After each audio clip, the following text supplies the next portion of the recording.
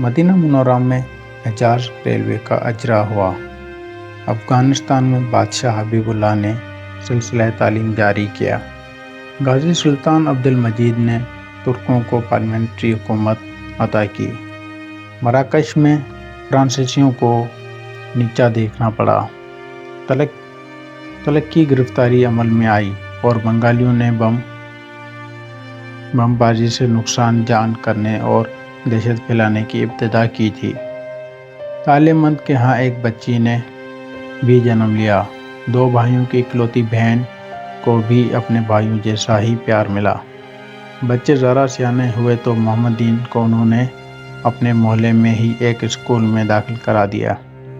علم دین ابھی ماں کی گود میں ہی تھے کہ ایک روز ان کے دروازے پر کسی نے دستک دی اور صدا لگائی۔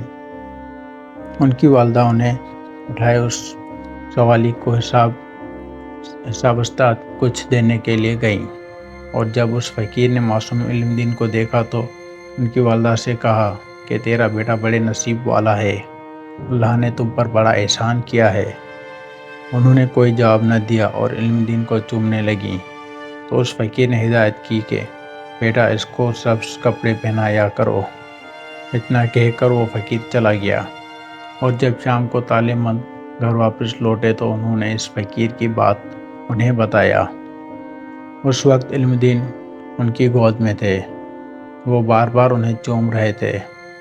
اس وقت تو انہوں نے کوئی جواب نہ دیا، لیکن اگلے روز جب کام سے واپس آئے تو علم دین کے لیے جو کپڑے خرید لائے وہ سبز ہی تھے۔ ان کی والدہ نے کتا اسی کو پہنایا تو سب وزیر و اقارب نے اس کا سبب دریافت کیا تو انہوں نے بتایا کہ ایک فقیر نے کہا ہے، اس لیے ایسا کیا ہے۔ علم دین جب ذرا سیانا ہوئے تو طالبان نے انہیں محلے کی مسجد میں داخل کرا دیا۔ وہ کچھ عرصہ وہاں پڑھتے رہے اور پھر انہیں بازار نوہریا اندرون اکبری دروازے میں بابا کالو کے پاس پڑھنے کو بٹھایا، لیکن وہ وہاں بھی نہ پڑھ سکے، جبکہ محمد دین کا سلسلہ تعلیم جاری رہا۔ دونوں بھائی عادت و تعارف میں ایک دوسرے سے مختلف تھے۔ تالے مند گاہ ہے بگا ہے نبالے کوہاٹ اور دوسرے دور دراز مقامات پر بھی جا کر کام کیا کرتے تھے۔ وہ کچھ عرصہ دہلی میں رہے۔ اس دوران انہوں نے حضور نظام کی کوٹھی پر بھی کام کیا، جس پر حضور نظام نے انہیں حسن کارکردگی پر سند بھی دی۔ وہ اکثر علم دین کو بھی اپنے ساتھ لے جاتے تھے، اور دوسری طرف محمد دین اپنی تعلیم کا سلسلہ جاری رکھے ہوئے تھے۔ تالے مند کی خواہش تھی کہ محمد دین پڑھ کر کوئی ملازمت اختیار کر لیں۔ یوں ان کا یہ خواب شرمندہ تعبیر ہوا اور محمد دین ریلوے میں ملازم ہو گئے۔ وہ بہت ذہین اور ہوشیار تھے۔ تمام اہل خانہ اور عزیز و اقارب ان کی عزت کرتے تھے۔ دونوں بھائیوں میں اس قدر پیار تھا کہ دیکھنے والے حیران رہ جاتے تھے۔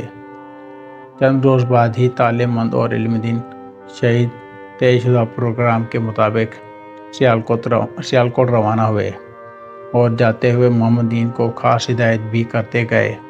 محمد دین اسٹیشن تک ان کے ہمراہ آئے اور انہیں وہاں سے رخصت کیا۔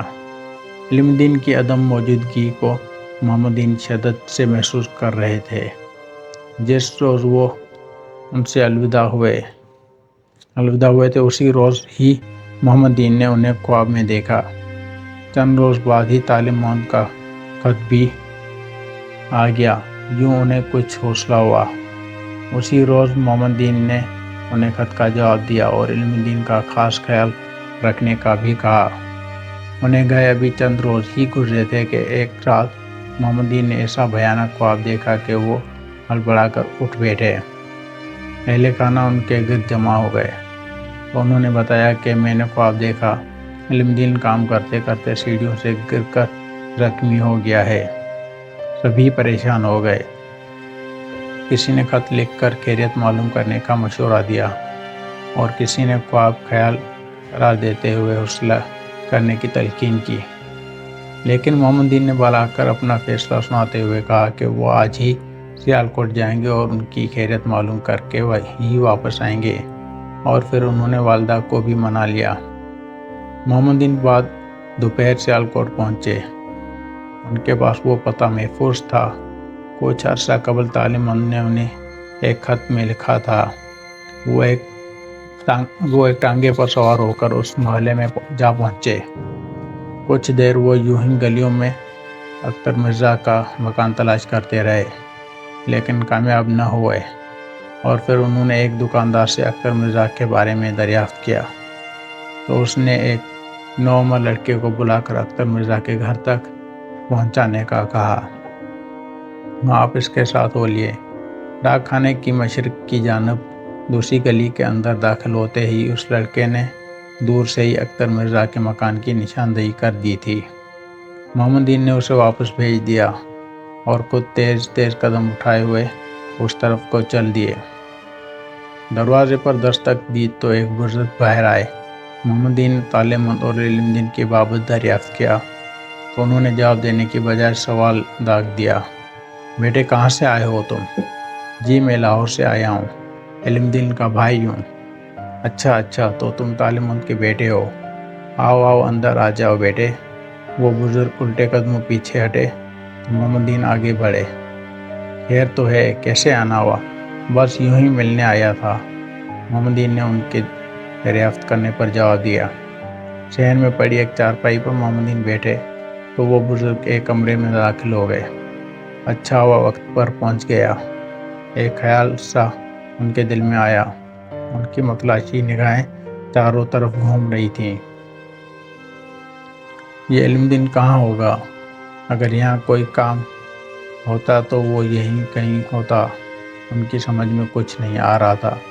وہ انہی سوچوں میں گم تھے کہ وہ بزرگ واپس آ گئے۔ اپنا کام تو بند پڑا ہے، طالب مند اب یہاں کام نہیں کرتے۔ اسی محلے میں ہی ایک جاننے والے ہیں، ان کے ہاں آج کل رہتے ہیں اور وہیں کہیں کام بھی کرتے ہیں۔ وہ خیریت سے تو ہیں؟ ان کے بتانے پر آپ نے دریافت کیا۔ ہاں ٹھیک ہیں، لیکن تم اتنے پریشان کیوں ہو بیٹا؟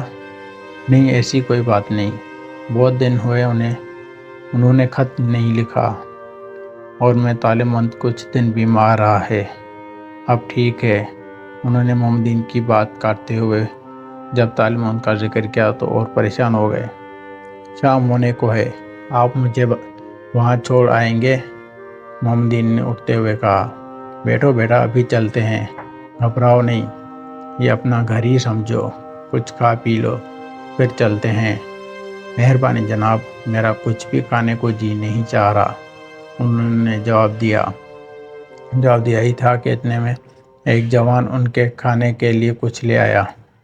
ان کے بار بار انکار کے باوجود اصرار بڑھتا تو مجبوراً دو چار نوالے زہر مار کر کرنا ہی پڑے۔ اس دوران محمد دین نے ان سے پوچھ ہی لیا، اختر مرزا آپ ہی ہیں؟ نہیں بیٹے، وہ میرے بھائی تھے، میرا نام جاوید مرزا ہے، ہم 3 بھائی تھے، مجھ سے چھوٹا اسلم تھا۔ اور پھر ایک سر بھرتے ہوئے بتایا کہ چند دن قبل شدید علالت کے باعث وہ ہم سے جدا ہوئے اور خالق کے حقیقی سے جا ملے۔ اپنے بھائی کا ذکر کرتے ہوئے ان کی آنکھیں بھیگ گئی تھیں۔ میں تو خواہ مخواہ اپنا دکھ کڑا لے بیٹھا، آؤ چلیں۔ اور اس کے ساتھ ہی وہ اٹھے اور دروازے کی طرف بڑھے۔ محمد دین نے بھی کوئی بات کیے بنا ہی ان کے ساتھ ہو لیے۔ گندے نالے کے سامنے والی گلی سے ہوتے ہوئے وہ ایک تنگ سی گلی میں داخل ہوئے اور دائیں طرف کے تیسرے مکان کے دروازے پر دستک دی۔ کچھ ہی دیر بعد جب دروازہ کھلا تو سامنے طالب مند کھڑے انہیں نظر آئے۔ تاریکی کی وجہ سے طالب مند انہیں پہچان نہ سکے۔ اس سے پہلے کہ وہ کچھ دیکھتے، محمد دین بے اختیار ان سے لپٹ گئے۔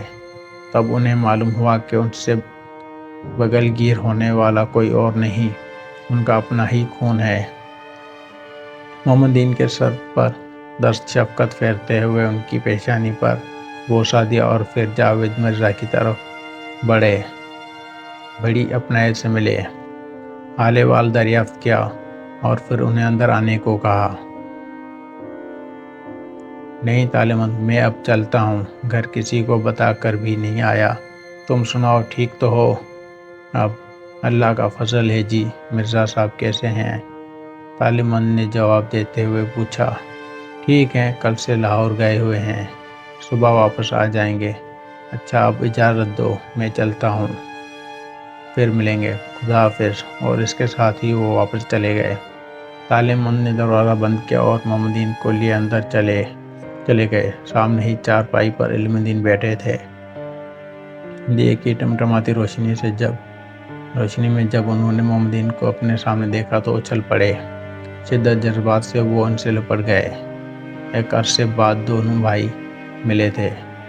نہ جانے کتنی دیر وہ ایک دوسرے سے بغل کیے رہتے کہ طالب علم نے محمد دین کو بیٹھ جانے کا کہا تو وہ الگ ہو گئے۔